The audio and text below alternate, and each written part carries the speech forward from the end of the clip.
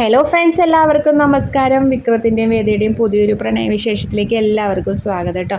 അപ്പോൾ നമ്മുടെ വിക്രത്തിനാണെങ്കിൽ വേദേനെ എങ്ങനെയെങ്കിലും ഇവിടെ നിന്ന് പറഞ്ഞയക്കണം എന്നുള്ളൊരു ചിന്തയാണ് കേട്ടോ. അതിന് വേണ്ടിയിട്ട് വിക്രം പറ്റുന്ന പണിയെല്ലാം നോക്കുന്നുണ്ട്. പക്ഷേ വേദ എന്തായാലും പോകുന്നില്ല. ഓരോ ദിവസം ചെല്ലുന്തോറും വേദ തന്നിലേക്ക് അടുത്തടുത്ത് വരികയാണെന്നുള്ള കാര്യം വിക്രത്തിന് മനസ്സിലാവുകയാണ് കേട്ടോ.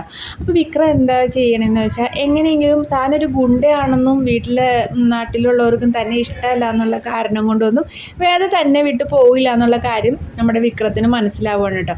അപ്പോൾ വിക്രം വിചാരിക്കുകയാണ്, തൻ്റെ സ്വഭാവം പൊട്ടയാണെന്നും സ്ത്രീകളുമായിട്ട് തനിക്ക് അതിര് വിട്ട ബന്ധമുണ്ടെന്നൊക്കെ എങ്ങനെയെങ്കിലും വേദേനെ മനസ്സിലാക്കി കഴിഞ്ഞാൽ വേദ ചിലപ്പോൾ താനൊരു മോശപ്പെട്ട ഒരു ആളാണെന്നുള്ള ഇതിൽ വേദ ചിലപ്പോൾ മടങ്ങിപ്പോകുമെന്ന് വിക്രം വിചാരിക്കുകയാണ് കേട്ടോ. അതിനായിട്ട് വിക്രം രാധയായിട്ട് കൂടുതൽ അടുപ്പം കാണിക്കുകയാണ് കേട്ടോ.